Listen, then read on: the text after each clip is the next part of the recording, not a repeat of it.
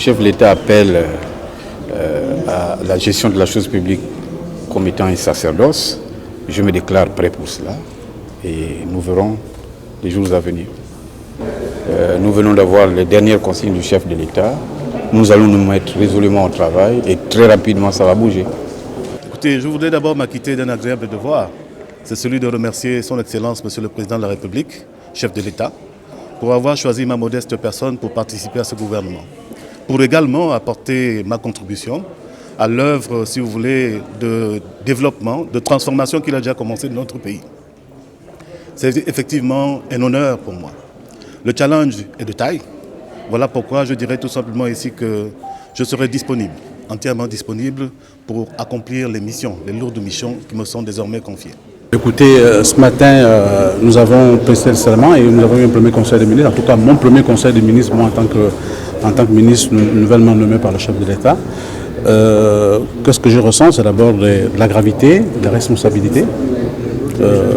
Gravité parce que prêter serment c'est solennel, prêter serment c'est un engagement que l'on prend.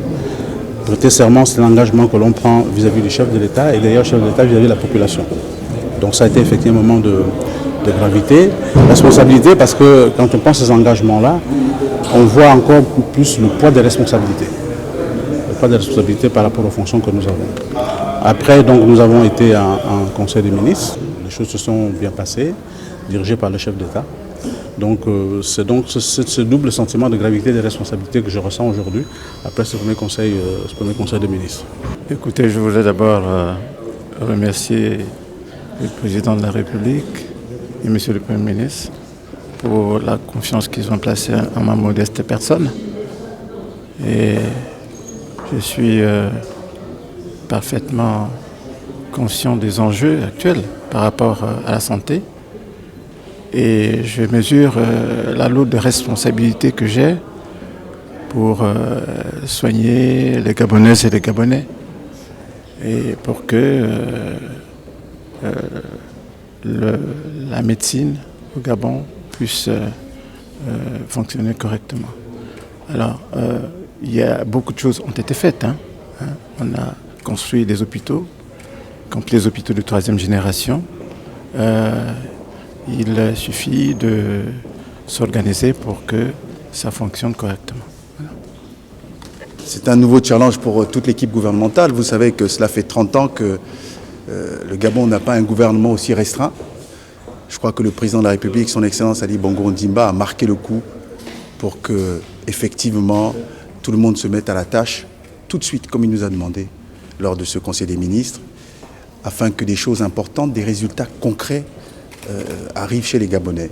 Et vous savez que dans ma qualité de ministre de la Culture, des Sports, chargé de la jeunesse et de la vie associative, j'aurais comme préoccupation de mettre la jeunesse au centre des politiques publiques. Parce que vous savez que c'est une question transversale, la jeunesse. Et je proposerai au Premier ministre, chef du gouvernement, que nous puissions effectivement mettre une commission interministérielle de la jeunesse, parce qu'aujourd'hui la jeunesse est une urgence, une priorité pour le chef de l'État. Et vous savez que cette jeunesse se dit et se sent aujourd'hui sacrifiée, mais nous devons tout faire pour que cette jeunesse soit valorisée. D'abord, dans un premier temps, remercier le chef de l'État et le Premier ministre pour la confiance renouvelée en ma modeste personne.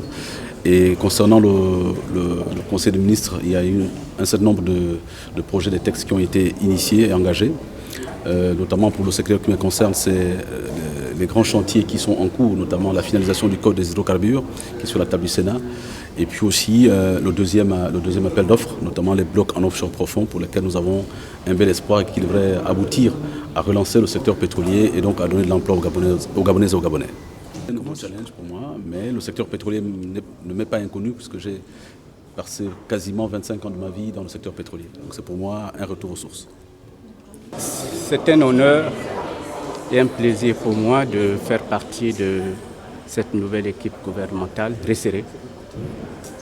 Ma nomination au poste de ministre délégué auprès du ministre de l'économie, des finances et des solidarités sociales chargé du budget éveille en moi un fort sentiment de gratitude, d'infinie gratitude et de reconnaissance à Dieu, au chef de l'État, son Excellence, Monsieur le Président de la République, Ali Bongo Ondimba, et au chef du gouvernement.